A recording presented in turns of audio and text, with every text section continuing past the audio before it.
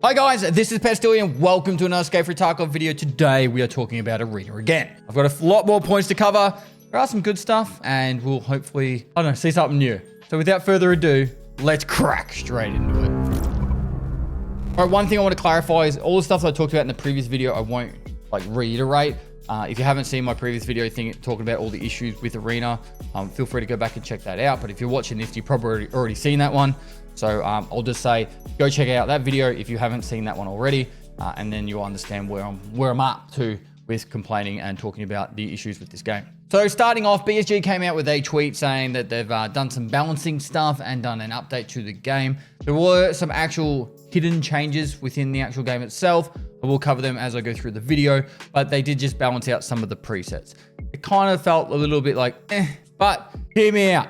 They did a couple of good things, or at least one good thing, and we'll get through that. Now, starting off with access to the game itself, I said in the previous video that if you bought Arena straight away, or individual, you would actually get instant access. Apparently that has changed now, and it's a bit wishy-washy. I would highly recommend do not just go buy Arena just so you get in faster. That's actually a bad business thing, in my opinion. You're supporting a bad business practice. If you the way it should work really is, I'd say by the start of the weekend everyone should have access to Arena. If not, that's really kind of sucky, because a lot of people are sitting there going like, why can't I play?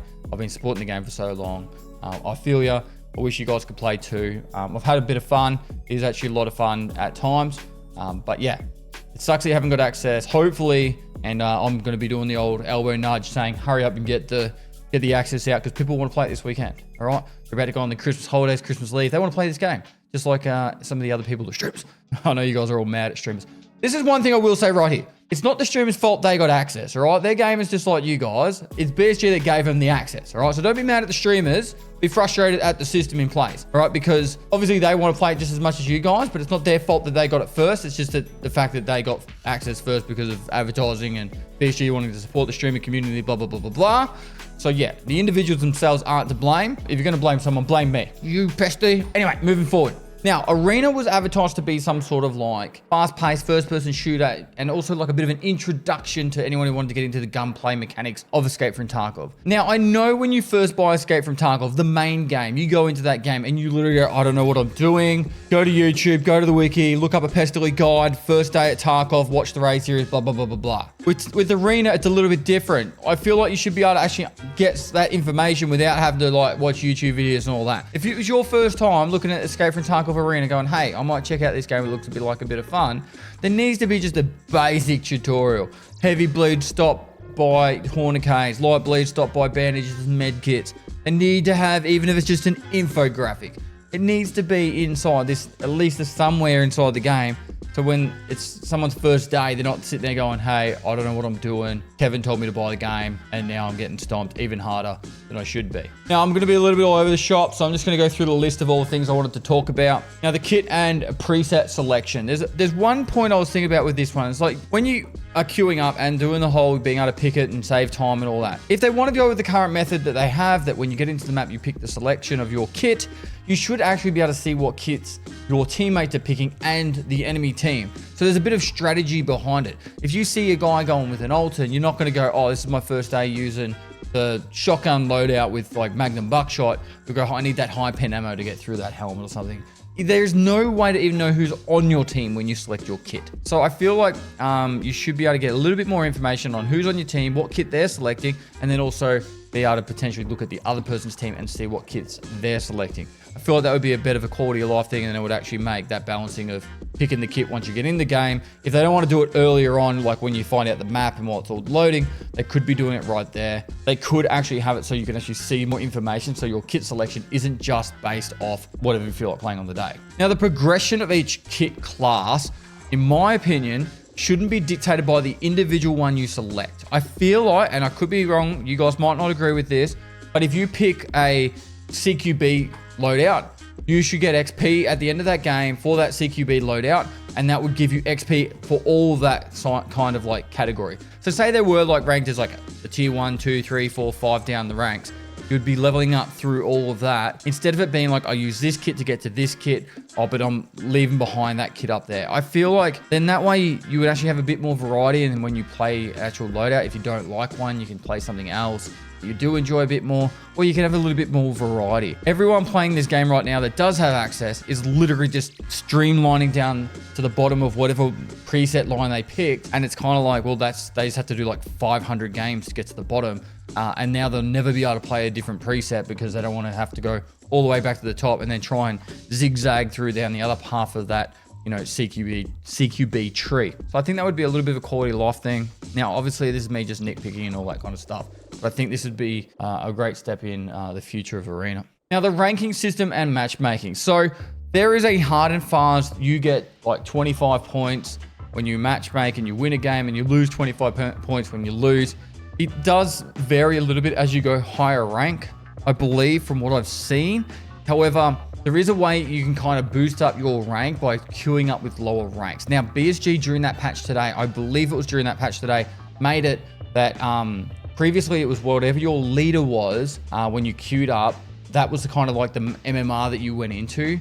Now it still does it that way, to my understanding, but you can't have too big of a gap.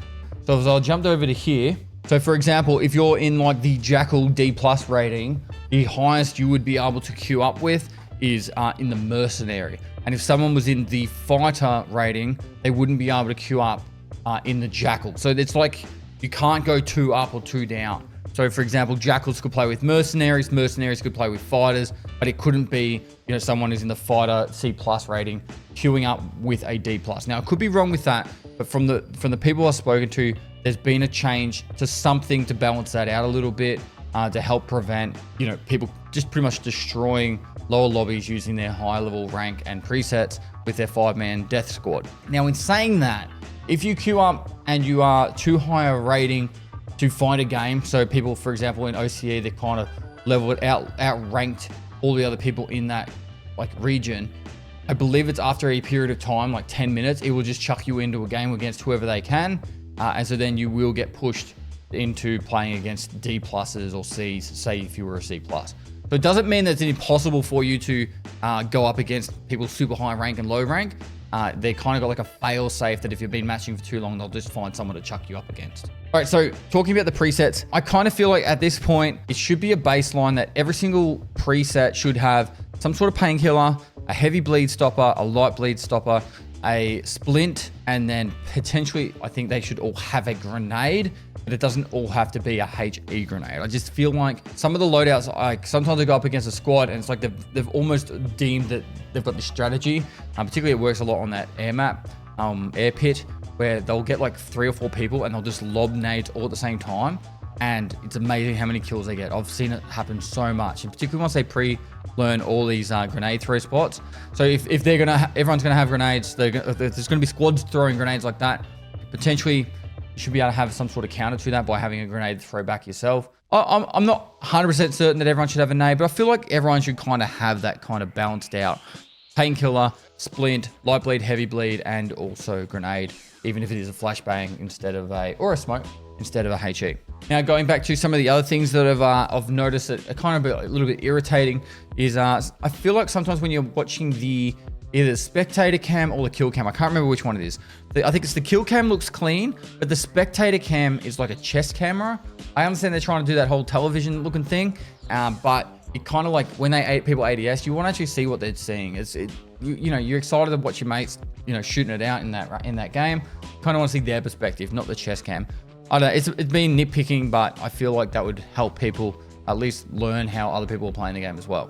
Now, speaking about spectating your teammates, there is a massive advantage of you being on a Discord call with your mate and being able to talk to them whilst you're spectating them. I don't know what it is, but it's almost like when you're spectating someone, you have like double, if not triple the distance in hearing and the volume as well. So for example, you die, you listen to your teammate, and you can be telling your teammate all the call outs of where that person's running around, and it works like a charm. I see people doing it all the time on streams. I've even had it happen to myself when I played the other day with someone. It's like, I'm like, I can't hear anyone, and they're like, no, definitely someone coming from that direction. That needs to either be like squashed down to like a volume that everyone is equal with, so therefore you're not getting this unfair advantage, or you should just hear what the person that's actually playing hears, not some extra volume. Now, one thing I did make a mistake with in the previous video, you made it very aware, and the reason why I didn't notice it is I heard people using the radio. You can talk to your teammates via a radio in the game.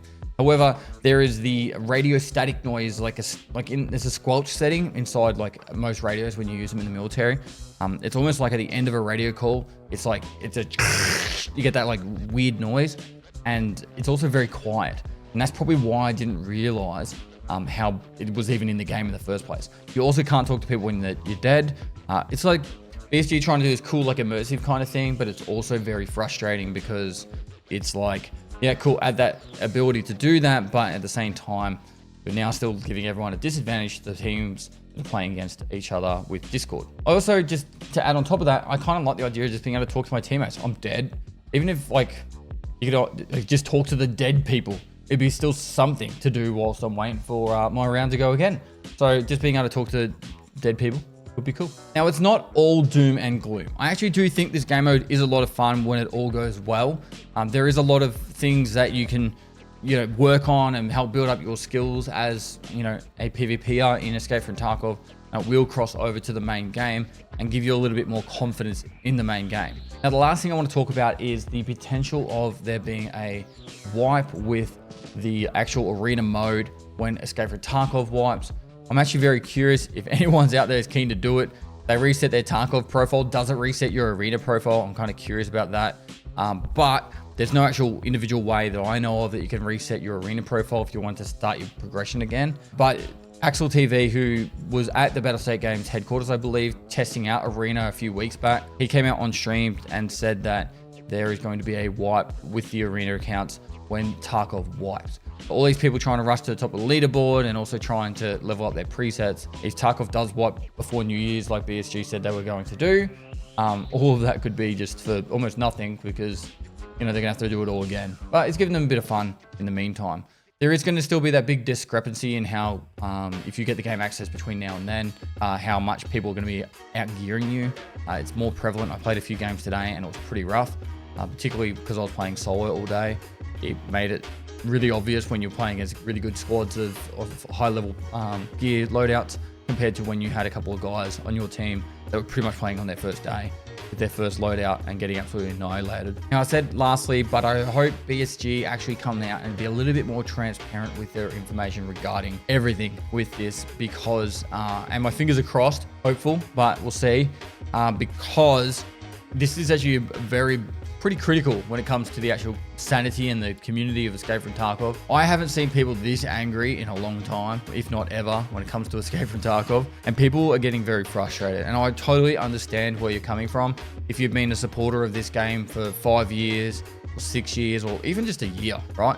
And you're super excited to see this new game mode, yet you don't have access, and you're watching everyone else get their access, get to level up, have all this fun with their mates, or all your mates have access and you don't. I can understand the frustration and I feel for you. And I really do wish just BSG would be a little bit more transparent. They made a tweet today and it was probably one of the biggest meme tweets I've ever seen. And it said, go to the EFT Arena tab in the BSG launcher.